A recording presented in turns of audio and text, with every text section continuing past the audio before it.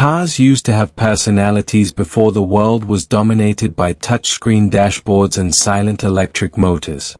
When each driveway has a tale to tell. When independence, diligence, and the prospect of an open road beyond the horizon were all represented by the sound of a V8 starting early in the morning. American automobiles were more than simply means of mobility back then. They were friends at the most memorable times of life. Some went on to become legends that we still honor today. Others, however, simply vanished. Time just passed, not because they were weak or unattractive. 10 American classics that once ruled the streets, attracted attention at stoplights, and then gradually faded from memory are being honored today. You may even find a car you haven't considered in decades as we count down. Do you recall seeing one of them sitting in your father's garage or parked on your street? The 10th number transports us to a time when American Motors Corporation was struggling to compete with Detroit's Titans. When the AMC Marlin was introduced in the middle of the 1960s, style was nearly as important as power. AMC was the underdog, the business that dared to be different, not Ford or Chevrolet. And the Marlin was evidence of that bravery. Its striking proportions and wide fastback roofline made it stand out from other vehicles on American roads. It lived somewhere in the middle, forging its own identity. It wasn't quite a luxury coupe or a muscle car. Inline-six engines and AMC's expanding range of V8 power plants, which includes the impressive 327 cubic inch V8, were the options available to purchasers. It was designed to provide smooth cruising performance for lengthy American highways rather than just drag strips. For families looking for a car that was fashionable without sacrificing functionality, the Marlin stood for optimism. However, at the time, customers were perplexed by its peculiar design. The Marlin slowly faded into obscurity by the late 1960s, and sales never reached the levels AMC had planned for. The surviving examples now seem like time capsules from a time when automakers were still daring to try new things. Seeing one now is almost intimate, like finding a lost melody from your childhood. At number 9, we honor the Mercury Comet Cyclone, a vehicle that was created during one of Detroit's most competitive periods. Mercury was positioned as a little more sophisticated substitute and frequently lived in Ford's shadow, but the Cyclone demonstrated that Mercury could generate enthusiasm on its own. The Cyclone entered the late 1960s muscle car wars with confidence as horsepower figures increased annually. The Cyclone produced impressive straight-line performance with engines like the 390 and, subsequently, the fabled 428 Cobra Jet V8. It had a sleek, powerful design that struck a balance between aggression and maturity. It wasn't only about speed. Adults who desired performance without the raw appearance of younger muscle vehicles made up a large portion of the purchases. The Cyclone was ideal for suburban America because it was both strong enough for weekend excitement and refined enough for everyday use. Mercury's identity dilemma damaged the Cyclone's long-term legacy despite its impressive performance characteristics and NASCAR success. Mercury changed course, and the Cyclone virtually vanished in the early 1970s as muscle car insurance costs skyrocketed and pollution rules tightened. Collectors who are aware of its history today value it as one of the best-kept mysteries of the time. Do you recall a time when Mercury was synonymous with both prestige and performance? Number 8 introduces us to the Oldsmobile Delta 88, a vehicle that stood for understated luxury rather than brute force. Oldsmobile was a symbol of consistent American success for many years. Many families upgraded to this brand following their first significant advancement or accomplishment. It wasn't necessary for the Delta 88 to be ostentatious. It was a symbol of arrival. The Delta 88 provided simple highway travel thanks to Oldsmobile's smooth rocket V8 engine. These vehicles were designed for lengthy road journeys, the kind where children dozed off in the back seat while the AM radio played softly in the speakers. It was a genuine American highway companion because of its roomy bench seats, plush suspension, and assured performance. Families all around the nation trusted the Delta 88, which became one of General Motors' best-selling vehicles in the 1960s and early 1970s. However, full-size cruisers like the Delta 88 gradually lost prominence as imports started to alter consumer expectations as downsizing swept through Detroit in the late 1970s. Decades later, as production came to an end, the nameplate quietly vanished. However, their chrome-lined bodies have memories of Sunday drives, drive-ins, and vacations for many Americans. Which family vehicle do you still recall riding in as a child? At number 7, we revisit a bold experiment from Chrysler, the Dodge Magnum of the late 1970s. The initial personal luxury coupe, which attempted to satisfy America's evolving tastes, was not the contemporary wagon you might imagine today. Dodge responded with dramatic flair to consumers' need for comfort and design once the muscle car era cooled. With its large hood, hidden headlights, and T-top roof options, the Magnum offered drivers a feeling of freedom in the open air. Underneath, V8 engines like the 360 offered decent performance at a period when industry-wide horsepower figures were declining. Dodge advertised the Magnum as a dynamic yet smart vehicle for drivers who still desired presence despite laws changing automotive design. The Magnum even became well known as a television personality, making significant appearances in detective series that shaped popular culture in the late 1970s. However, despite its attractive design, its time was limited due to evolving fuel economy regulations and changing consumer preferences. After just a few years of production, it silently disappeared. Finding one of these days is like discovering a long-forgotten Hollywood prop from a bygone era, familiar but hardly seen. Bic, a brand known for its subtle elegance, comes in at number 6. When performance and elegance started to combine in novel ways in the early 1960s, the Bic Wildcat was released. The Wildcat validated Bic engineers' belief that drivers shouldn't have to compromise between comfort and power. The Wildcat featured unexpected performance encased in an elegant appearance because of its potent nailhead V8 engines, which produced outstanding torque. It wasn't as aggressive as a Dodge Charger or as noisy as a Pontiac GTO, but that was precisely what made it appealing. Professionals who desired speed without yelling about it were drawn to the Wildcat. It was a strong presence on American boulevards thanks to its wide chrome grilles, sweeping body lines, and luxurious interiors. The Wildcat's identity became more elusive when muscle vehicles gained popularity later in the decade. Luxury buyers gravitated toward larger, softer cars, while buyers seeking raw performance turned elsewhere. Despite its remarkable engineering, the Wildcat faded into obscurity when Bic abandoned the moniker in 1970.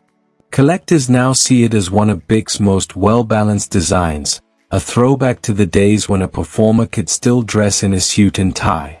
The Pontiac Ventura, which comes in at number 5, is a vehicle that epitomizes the confidence of the late 1960s.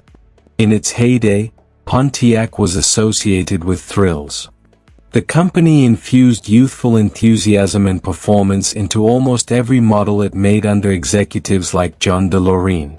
Designed to provide performance and style without the bulk of a complete muscle car, the Ventura debuted as a little alternative in Pontiac's portfolio. The Ventura, which had origins in Chevrolet's Nova but was styled more like a Pontiac, gave consumers a more sophisticated attitude. Economical inline engines and powerful small-block V8s that provided the vehicle with real power were among the alternatives available under the hood. It was agile, friendly, and unexpectedly enjoyable to drive. It was the kind of vehicle that offered weekend thrills while blending in seamlessly with daily American life. However, timing was against it. Performance compacts lost traction as insurance costs increased and emissions rules became more stringent. The Ventura progressively disappeared from showrooms as Pontiac turned its attention to other models. Nowadays, aficionados who find one again frequently comment on how balanced it feels, demonstrating that not all legendary Pontiac vehicles were equipped with GTO badges. Do you recall a time when Pontiac didn't appear to be able to produce a dull automobile? The Ford Thunderbird of the early 1980s, particularly the frequently disregarded 7th generation, is the moniker that once represented futuristic aspirations. In the 1950s and 1960s, the Thunderbird was the epitome of personal luxury in America. Yet, by the late 1970s, the automobile industry was rapidly evolving. Ford was compelled to reconsider everything due to fuel crises and new design ideas. Long before it became the norm for the industry, the rebuilt Thunderbird incorporated aerodynamics and contemporary style. A new era of American engineering was reflected in its streamlined design, reduced profile, and increased efficiency. Ford experimented with performance solutions for a changing world by offering both conventional V8 and turbocharged four-cylinder engine alternatives. Unfortunately, devoted customers were perplexed by this new orientation because they still recalled the enormous Thunderbirds from previous decades. At first, sales were difficult, and the significance of the vehicle was disregarded. However, historians now see it as a watershed moment that connected modern performance design with traditional American luxury. Seeing one now is like seeing the future as Detroit once envisioned it. Innovation can often appear too soon to be fully appreciated. The Chevrolet Kingswood Estate wagon, which represents subtle strength, is ranked third.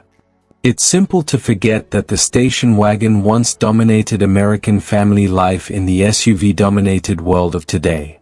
Chevrolet full-size wagons were ubiquitous in the late 1960s and early 1970s, appearing at national parks, school parking lots, and cross-country road trips. The Kingswood Estate prioritized capacity and unity over haste. It could comfortably transport families, bags, and memories across thousands of miles because of its dependable small block and big block V8 engines.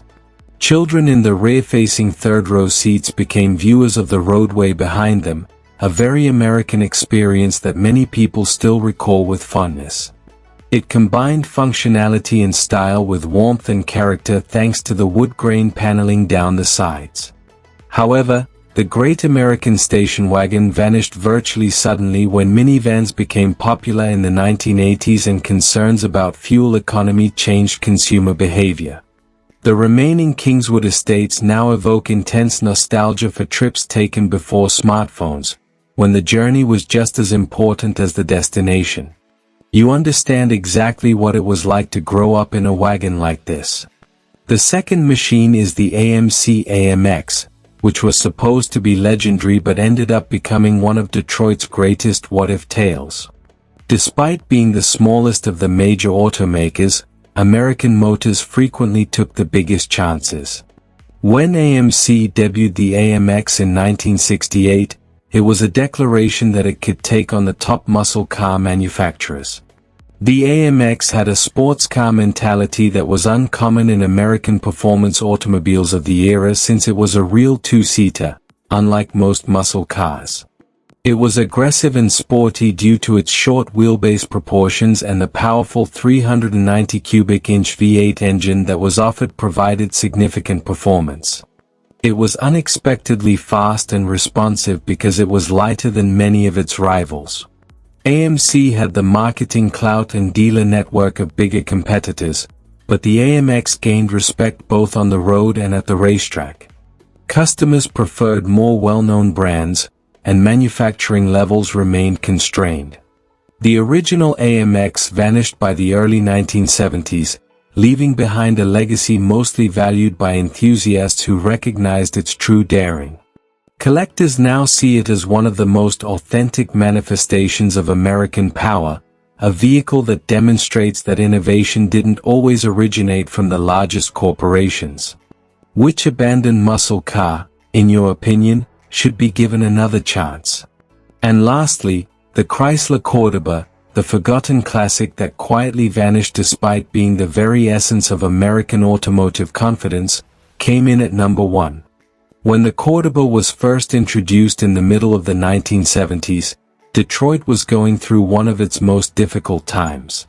Fuel prices were rising, muscle cars were becoming less popular, and consumers prioritized comfort over performance.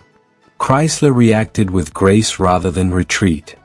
The Cordoba was positioned as an inexpensive luxury vehicle that catered to regular Americans seeking sophistication without the high cost of a Cadillac. It had a distinctive presence because of its long hood, formal roofline, and distinctive grille. The interior's luxurious furnishings and plush seating provided an ambience of individual luxury, which was notably marketed as fine Corinthian leather, a term that entered American popular culture. V8 engines under the hood produced smooth cruising power that was ideal for interstate routes. The Cordoba was designed for living, not for racing. Its goal was characterized by tranquil highway trips, evening drives, and date evenings. It briefly gained enormous popularity as a symbol of the late 1970s American trend toward personal luxury coupes. However, patterns swiftly shifted. Cars like the Cordoba were pushed aside by downsizing, imports, and changing consumer preferences. By the early 1980s, it had quietly vanished from Chrysler's range. However, the Cordoba now stands for something very sentimental, a reminder that comfort, personality, and emotional connection were once the top priorities for American automobiles. It's like witnessing a memory come to life as you watch one glide down the road. Perhaps it is the true tale of all 10 of these overlooked masterpieces. Their failure did not force them to vanish. The world evolved more quickly than anyone anticipated, which is why it vanished. Priorities changed, new technology emerged, and entire eras silently came to an end. However, the spirit of these vehicles endures, in the scent of vintage vinyl interiors, in the rumbling of a V8 during a weekend car meet, and in the recollections of roads traversed long before GPS provided guidance. Which of these overlooked American classics would you bring back today, we ask? Did one of them belong to your neighbor, your family, or perhaps your first car? Every classic car survives as long as someone remembers its history, so please share your memories in the comments. Don't forget to like the video, subscribe for more tales from America's golden automotive era, and join us the next time as we continue honoring the machines that changed generations, one forgotten legend at a time. If this trip brings back even a single memory. Time, even.